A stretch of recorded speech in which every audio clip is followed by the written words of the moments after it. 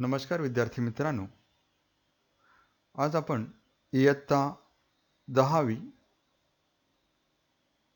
आपला विषय आहे गणित भाग 2 मधील प्रकरण क्रमांक 1 समरूपता।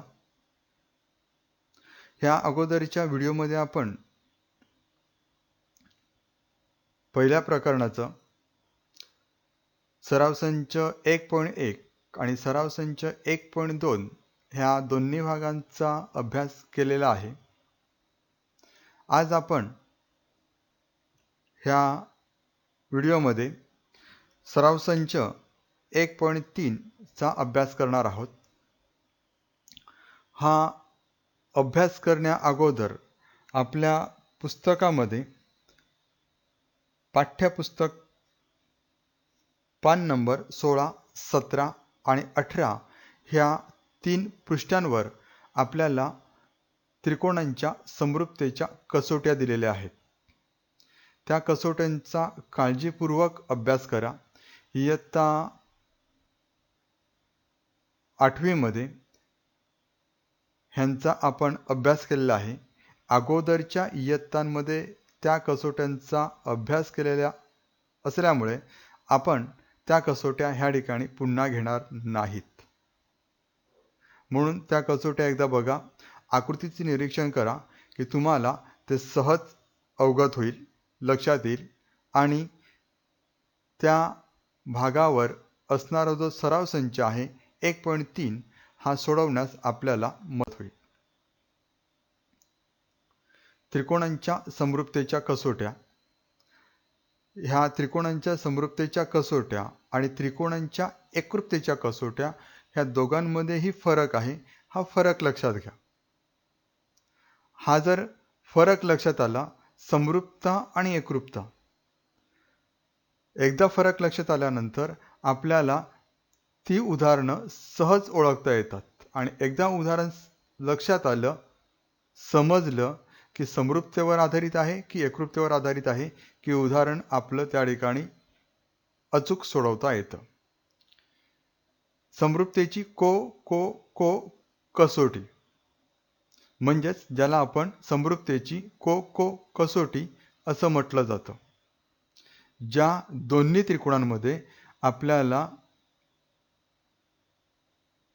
पहिल्या त्रिकोणाचे 3 कोन आणि दुसऱ्या त्रिकोणाचे 3 कोन हे समान मापाचे असतात, म्हणजेच एकरूप असतात। समरूपतेची दुसरी कसोटी आहे समरूपतेची बा कसोटी। ज्या त्रिकोणामध्ये 2 बाजू आणि त्यांनी समाविष्ट केलेला कोन, म्हणजे 2 बाजू प्रमाणात आणि त्यांनी समाविष्ट केलेला कोन, आणि तिसरा आहे समरूपतेची बा कसोटी, ज्या ठिकाणी आपल्याला त्रिकोणाच्या तिन्ही बाजू दिलेल्या असतात।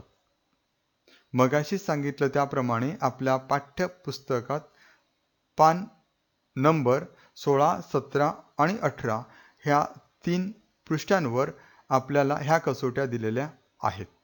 त्यांचा थोडक्यात तुम्ही अभ्यास करा, म्हणजे तुम्हाला ते चांगल्या प्रकारे लक्षात येईल। आता आपण सराव संच 1.3 चा अभ्यास करणार आहोत। त्यामधील आपण उदाहरण क्रमांक 2 घेऊया। आकृतीमधील त्रिकोण समरूप आहेत का? असतील तर कोणत्या कसोटीनुसार? ह्या ठिकाणी आपल्याला आकृती दिलेली आहे। आकृतीमध्ये 2 त्रिकोण आपल्याला दिसत आहेत। पी क्यू आर हा पहिला त्रिकोण आणि दुसरा त्रिकोण आहे एल एम एन हा दुसरा त्रिकोण। ह्या पहिल्या त्रिकोणात पी क्यू ची लांबी दिलेली आहे 6, क्यू आर ची लांबी दिलेली आहे 8 आणि पी आर ची लांबी दिलेली आहे 10। दुसऱ्या त्रिकोणात एल एम ची लांबी दिलेली आहे 3, एम एन ची लांबी दिलेली आहे 4, एल एन ची लांबी दिलेली आहे 5। आता ज्या वेळेला अशा प्रकारचे 2 त्रिकोण दिले जातात तेव्हा त्या त्रिकोणांमध्ये जे घटक दिलेले आहेत म्हणजे त्रिकोणांचे कोन किंवा त्रिकोणांच्या बाजू हे झाले त्या त्रिकोणांचे घटक, त्यानुसार कोणत्या कसोटीनुसार दोन्ही त्रिकोण समरूप आहेत हे आकृती बघून आपल्याला सांगता यायला पाहिजेत. येईल कशा प्रकारे? तर बघा, आता ह्या त्रिकोणांमध्ये त्रिकोणाच्या तिन्ही बाजू दिलेल्या आहेत, दुसऱ्या त्रिकोणाच्या पण तिन्ही बाजू दिलेल्या आहेत. म्हणजे साधारणतः आपल्याकडे 3 कसोट्या आहेत, को को को, बा को बा, आणि तिसरी कसोटी आहे बा बा बा. जर तिन्ही बाजू दिलेल्या आहेत एका त्रिकोणाच्या, तर साधारणतः बा बा बा ही कसोटी आपल्याला वापरता येते किंवा असू शकते. मग थोडंसं अगोदर निरीक्षण करायचं. 6 ही संख्या 3 च्या पाड्यामध्ये किंवा 3 च्या पटीमध्ये येते. म्हणजे 3 ची दुप्पट 6. त्याचप्रमाणे 5 च्या पाड्यामध्ये किंवा पटीमध्ये येणारी संख्या 6, 8, 10 पैकी आहे 10. म्हणजे 5 ची दुप्पट 10. राहिली कोणती संख्या? 4. 4 च्या पाड्यामध्ये किंवा 4 च्या पटीत येणारी संख्या 8. ह्या ठिकाणी सरळ जर विचार केला तर दुसऱ्या त्रिकोणाच्या ज्या बाजू आहेत त्या पहिल्या त्रिकोणाच्या बाजूपेक्षा निमपट आहेत. बरोबर? म्हणून उदाहरण सोडवताना ह्या ठिकाणी त्रिकोण PQR व त्रिकोण LMN मध्ये दोन्ही त्रिकोण घेतले आपण. आता लिहिताना मी या ठिकाणी विधान पूर्ण लिहितोय, परंतु लिहिण्याची पद्धत ज्याप्रमाणे सांगतोय त्यानुसार थोडासा सराव करा की तुम्हाला सोपं जाईल. बघा, ह्या ठिकाणी मी विधान क्रमांक 1 लिहितोय. PQ/LM बरोबर 6/3 बरोबर 2/1 हे झाले विधान क्रमांक 1. परंतु लिहिताना ह्या ठिकाणी PQ बरोबर ह्या ठिकाणी अंशस्थानी PQ ची किंमत 6. मगाशी आपण जो विचार केला त्यानुसार 6 ही संख्या 3 च्या पाड्यात किंवा पटीत येते, म्हणून या ठिकाणी घेतले 3. आता 3 म्हणजेच दुसऱ्या त्रिकोणात जर बघितलं आपण तर ती बाजू आहे LM. येतं लक्षात? म्हणजेच PQ बरोबर अंशस्थानी 6 लिहून झाले. तिसरं लिहायचं आहे 3 आणि चौथा भाग लिहायचा आहे तो म्हणजेच LM बरोबर 3 च्या पटीमध्ये 6 येतात, म्हणून ह्यांचं संक्षिप्त गुणोत्तर आहे 2:1. 3 ह्या संख्येने अंशस्थानी छेदस्थानी भाग द्यायचा आहे. 3 1 3 आणि 3 2 6 हे झालं विधान क्रमांक 1. हे जे सांगितलं आता त्याचप्रमाणे त्रिकोणाच्या उर्वरित बाजू म्हणजे QR आणि MN, कारण 4 आणि 8 पटीमध्ये आहेत, म्हणून या ठिकाणी आपण QR बरोबर अंशस्थानी 8, कारण QR ची किंमत 8. आता 8 हे 4 च्या पटीमध्ये येतात, म्हणून छेदस्थानी 4 आणि 4 म्हणजेच आकृतीमध्ये किंमत आहे MN बरोबर. आता ह्यांचा संक्षिप्त गुणोत्तर 4 ने भाग दिल्यास 2:1 हे झाले विधान क्रमांक 2. म्हणजे QR/MN बरोबर 2:1 विधान क्रमांक 2. राहिलेलं उदाहरण किंवा तिसरं गुणोत्तर तुम्ही न बघता लिहा आणि त्यानंतर व्हिडिओ चालू करा किंवा अगोदर पूर्ण बघून घ्या, त्यानंतर सराव करा. जर अशा प्रकारे केलं तर PR बरोबर 10 हे 5 च्या पटीमध्ये येतात आणि 5 म्हणजेच LN ह्यांचं जर संक्षिप्त गुणोत्तर केलं म्हणजेच 5 ने भाग दिलं तर 2:1 1. विधान क्रमांक 3. म्हणजे अशा प्रकारे विधान क्रमांक 1, 2, 3 तिन्ही विधानं आपली लिहून झाली. ह्याच्या बरोबरच्या उजवीकडे 2/1, 2/1, 2/1 तिन्ही समान आहेत. म्हणून विधान क्रमांक 1, 2, 3 वरून जर समीकरणाची उजवी बाजू समान असेल तर त्याच समीकरणाच्या डाव्या बाजू सुद्धा समान असतात. म्हणून विधान क्रमांक 1 मधील PQ/LM बरोबर दुसऱ्या विधानाची डावी बाजू QR/MN बरोबर तिसऱ्या विधानाची डावी बाजू PR/LN. विधान क्रमांक 1, 2, 3 वरून आपण हे विधान लिहिलं. जर दोन्ही त्रिकोणांच्या बाजू प्रमाणात आहेत तर दोन्ही त्रिकोण हे समरूप असतात. म्हणून त्रिकोण PQR समरूप त्रिकोण LMN समरूपतेची बा कसोटी. झालं. आता या ठिकाणी एकास एक संगती लावणं आवश्यक असते. पहिला त्रिकोण आहे, ह्या पहिल्या त्रिकोणाची PQR कशा प्रकारे लिहा. क्रमांक P हे 1 क्रमांकाला, Q दुसऱ्या क्रमांकाला, R तिसऱ्या क्रमांकाला. LMN हे लगेच लिहू नका. तर त्या ठिकाणी 1, 2, 3 आणि ह्या ठिकाणी आता बघा पहिले दोन गुणोत्तर बघूया. पहिलं आणि दुसरं गुणोत्तर ह्याच्या अंशस्थानी जर बघितलं तर Q आणि Q हे अक्षर समान आहे. हे गेलं आपल्या पहिल्या त्रिकोणाच्या दुसऱ्या क्रमांकावर. आता त्याच गुणोत्तरांच्या छेदस्थानी जर बघितलं तर M आणि M ही दोन्ही गुणोत्तरं समान आहेत. म्हणून ते गेलं दुसऱ्या क्रमांकावर. आता P आणि M ही जर अक्षरं काढून टाकली दुसऱ्या क्रमांकाची तर राहिलं काय? P आणि L. म्हणून P पहिल्या क्रमांकावर आहे तर L हे अक्षर सुद्धा क्रमांक पहिल्यावर जाईल. R हे तिसऱ्या क्रमांकावर तर उर्वरित अक्षर N हे आपलं गेलं तिसऱ्या क्रमांकावर.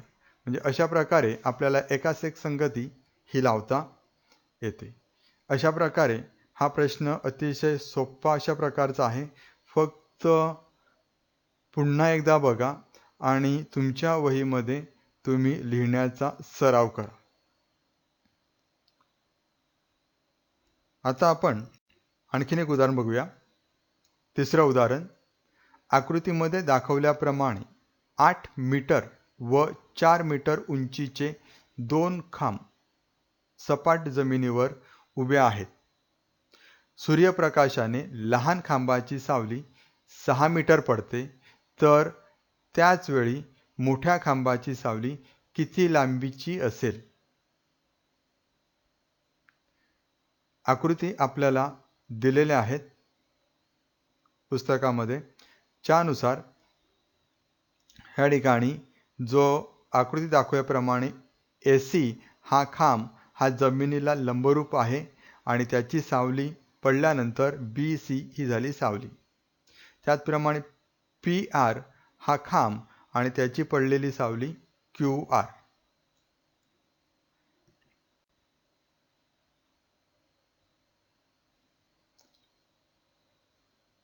PR हा 4 मीटर उंचीचा खांब आकृतीत दिसतोय आपल्याला.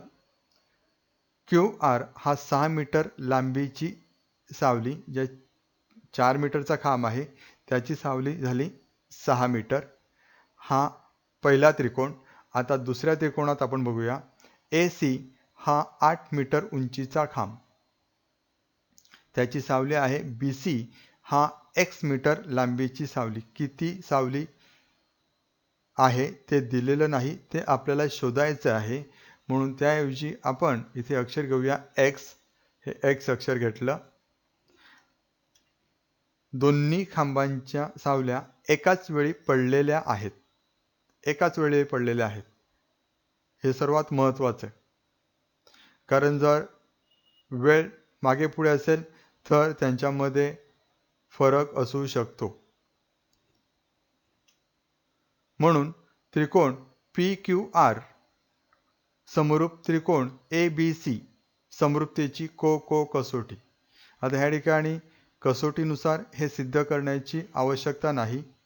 जेव्हा अशा प्रकारे तुम्हाला खांब, एखादं झाड, एखादी इमारत, मनोरा उंच आहेत त्यांच्या सावली काढायची असेल, तेव्हा ते दोन्ही त्रिकोण काटकोन त्रिकोण आहेत, त्या अनुषंगाने ते कोको कसोटीनुसार समरूप आहेत हे गृहीत पकडायचे आणि पुढचा भाग सोडवायचा. आता दोन्ही त्रिकोण समरूप दिल्यानंतर त्यांच्या बाजू ह्या प्रमाणात असतात. म्हणजेच PQ छेद AB बरोबर QR छेद BC बरोबर PR छेद AC. तिन्ही बाजू प्रमाणात असतात. आपल्याला ह्या ठिकाणी तिन्ही बाजूंची आवश्यकता नाही, कारण आपल्याला त्यांचे जे कर्ण आहेत PQ आणि AB ह्यांची आवश्यकता नाही.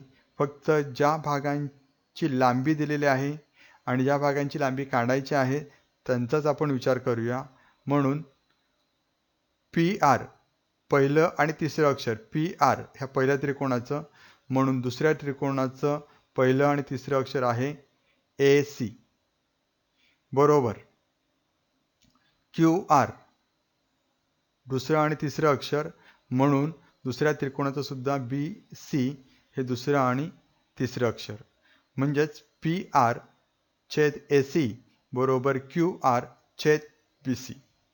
आता आपण त्यांच्या किमती टाकूया. PR ची किंमत 4, AC ची किंमत 8, QR ची किंमत 6, BC ची किंमत आपल्याला काढायची आहे. एक तर त्या ठिकाणी BCच लिहा किंवा X लिहा, दोघांपैकी कोणतंही अक्षर लिहिलं तरीही चालेल. आकृतीनुसार ज्या बाजूंची मापं दिलेली आहेत त्यानुसार ती लिहायची आहे. ह्यांचा आपण तिरकस गुणाकार केला तर BC हे छेदस्थानी होते, ते बरोबर चिन्हाच्या डावीकडे नेताना गेले अंशस्थानी. 6 हे आहेत तसेच अंशस्थानी. 8 ही संख्या पहिल्या गुणोत्तराच्या म्हणजे डावीकडे छेदस्थानी होती, ती गेली अंशस्थानी म्हणजे 8 गुणिले 6, आणि 4 पहिल्या गुणोत्तराच्या अंशस्थानी आहेत, बरोबर चिन्हाच्या पलीकडे म्हणजे डावीकडून उजवीकडे जाताना ते गेले छेदस्थानी. म्हणून BC बरोबर 8 गुणिले 6 छेद 4. आता आपण ह्या 4 ने 8ला जर भाग दिले तर त्या ठिकाणी 4 एके 4, 4 दुने 8 म्हणजे 2 गुणिले 6. 2 गुणिले 6 येतात 12 आणि छेदस्थानी राहील 1 म्हणून तो नाही लिहिला तरीही चालेल. म्हणून BC बरोबर 12 मीटर. हे झालं आपलं उत्तर. परंतु ज्या वेळेला उदाहरण शाब्दिक असेल त्या वेळेला त्याचं उत्तरसुद्धा शाब्दिकच लिहिणं आवश्यक आहे. म्हणून मोठ्या खांबाची सावली 12 मीटर लांबीची आहे.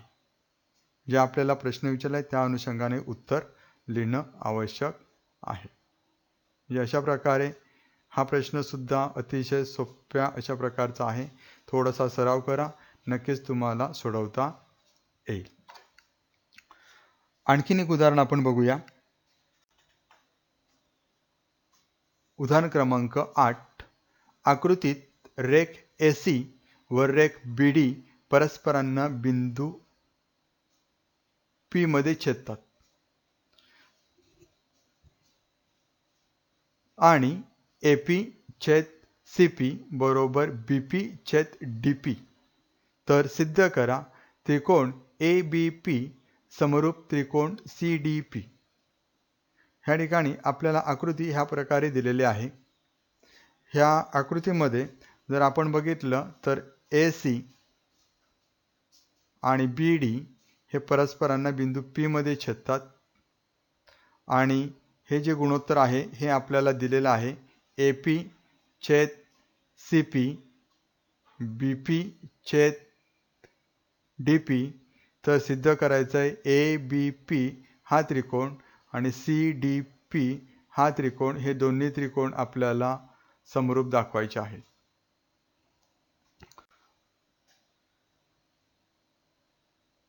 सोडवताना त्रिकोण ए बी पी व त्रिकोण सी डी पी मध्ये दोन्ही त्रिकोण दिसत आहेत, त्यानुसार घेतले.